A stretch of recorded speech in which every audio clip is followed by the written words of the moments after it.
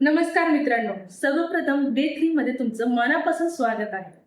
मित्रांनो, मी तुम्हाला एक छोटासा प्रश्न विचारतो. जर आज मी तुम्हाला सांगितलं, तुम्ही रिलायन्स, TCS, इन्फोसिस किंवा HDFC बँक सारख्या मोठ्या कंपन्यांचे मालक बनू शकता, तर तुमचा विश्वास बसेल का? कदाचित तुम्ही म्हणाल, मॅम, एवढ्या मोठ्या कंपनीचे मालक होण्यासाठी करोडो रुपये लागतात. पण मित्रांनो, हे पूर्णपणे खरं नाही. आज भारतातील लाखो सामान्य लोक या मोठ्या कंपन्यांचे छोटे छोटे भागीदार आहेत. कोणी टीचर, कोणी फार्मर, कोणी हाऊसवाईफ आहे आणि कोणी स्टुडंट आहे, कोणी जॉब करत आहे. त्यांच्याकडे करोडो रुपये नाहीत, पण त्यांच्याकडे त्या कंपनीचे शेअर्स आहेत. आणि हाच आहे स्टॉक मार्केटचा खरा अर्थ.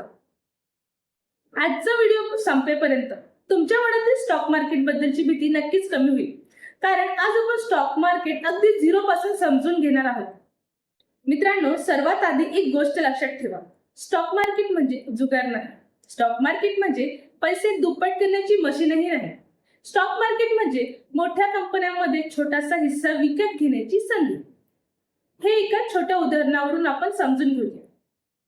समजा तुमच्या शहरात एक रेस्टॉरंट आहे. त्या रेस्टॉरंटमध्ये रोज खूप ग्राहक येतात. बिझनेस खूप चांगला आहे. आता त्या रेस्टॉरंटच्या मालकाला आणखी 10 ब्रांच सुरू करायच्या आहेत, पण त्याच्याकडे पुरेसे पैसे नाहीत. आता तो काय करू शकतो?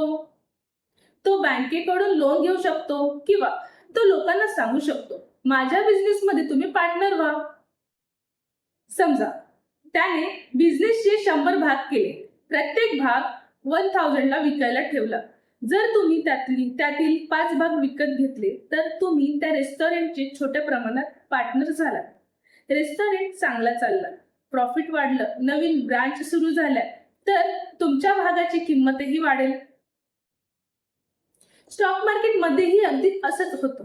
फक्त रेस्टॉरंटच्या जागी रिलायन्स, इन्फोसिस, TCS, एशियन पेंट, HDFC अशा मोठ्या कंपन्या असतात.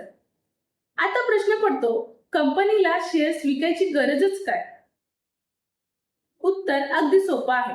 प्रत्येक कंपनीला मोठं व्हायचं असतं, नवीन फॅक्टरी उभारायची असते, नवीन प्रोडक्ट लॉन्च करायचा असतो, नवीन टेक्नॉलॉजी आणायची असते, देशभर किंवा जगभर बिझनेस वाढवायचा असतो.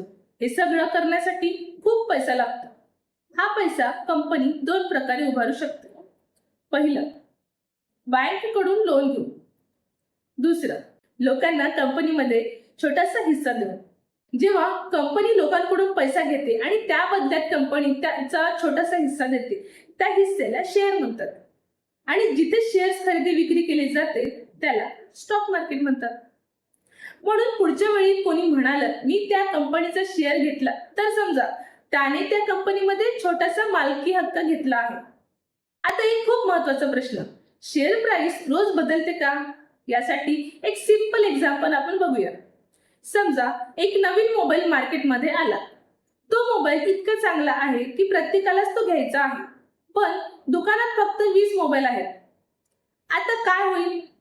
जास्त लोक खरेदी करायला येतील. दुकानदार पाहिल की मोबाईलची मागणी खूप आहे, मग तो किंमत थोडी वाढवेल. आता दुसरी परिस्थिती बघा. काही महिन्यांनी त्या मोबाईलमध्ये प्रॉब्लेम येऊ लागला. बॅटरी लवकर संपते, कॅमेरा खराब आहे. लोकांनी तो मोबाईल घेणं कमी केलं. दुकानात मोबाईल पडून राहिले. आता दुकानदार काय करेल? तो प्राइस कमी करेल, जेणेकरून मोबाईल विकले जातील. स्टॉक मार्केटमध्येही अगदी असंच होतं.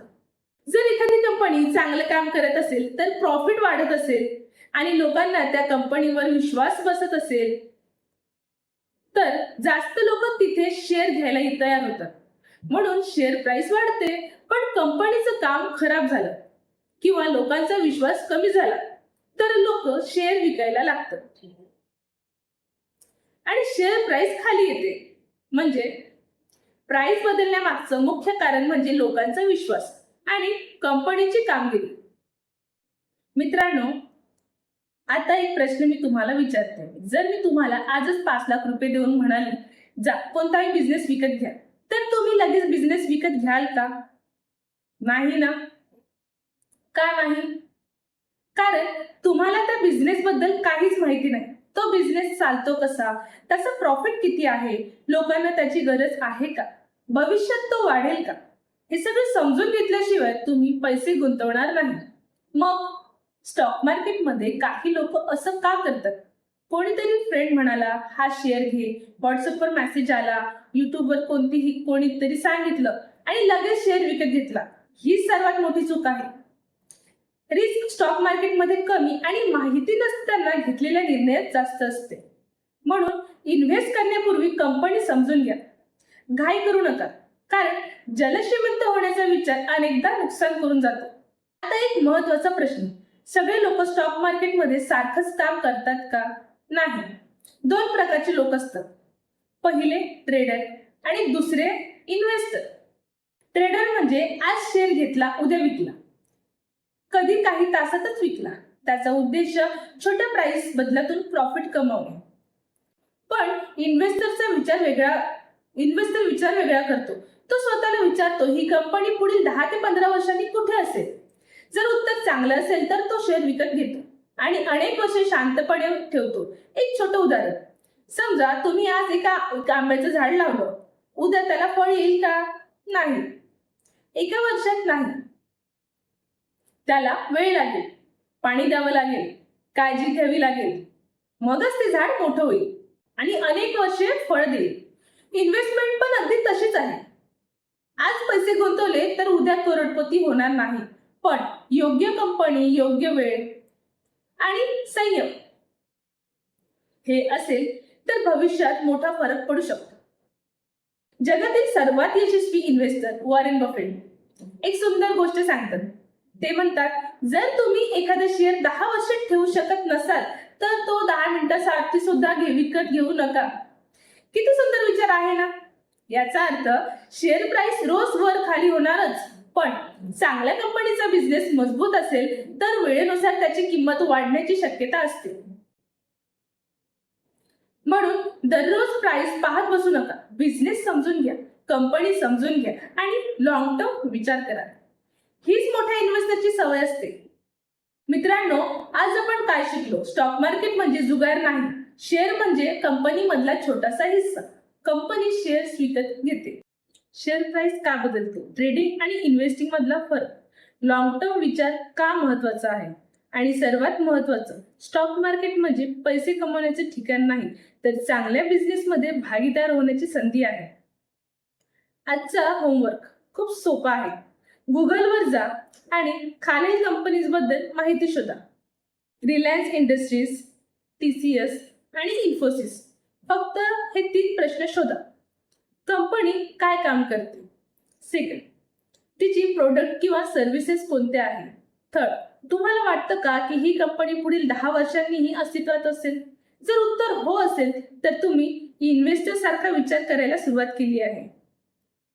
मित्रांनो, आज आपण स्टॉक मार्केट समजलो, पण आता एक मोठा प्रश्न आहे. जर मला शेअर विकत घ्यायचा असेल तर तो ठेवायचा कुठे? घरात, बँकेत की मोबाईलमध्ये? याचं उत्तर आपण पुढच्या व्हिडिओमध्ये जाणून घेणार आहोत. डीमॅट अकाउंट म्हणजे काय, ते कसं काम करतं, ते का आवश्यक आहे आणि कोणताही शेअर खरेदी करण्यापूर्वी डीमॅट अकाउंट का लागतो, हे सगळं आपण अगदी सोप्या भाषेत समजून घेणार आहोत. तोपर्यंत शिकत राहा, प्रश्न विचारत राहा आणि लक्षात ठेवा, मनी तुमच्यासाठी काम करायला लागला की फायनान्शियल फ्रीडमचा प्रवास सुरू होतो. धन्यवाद.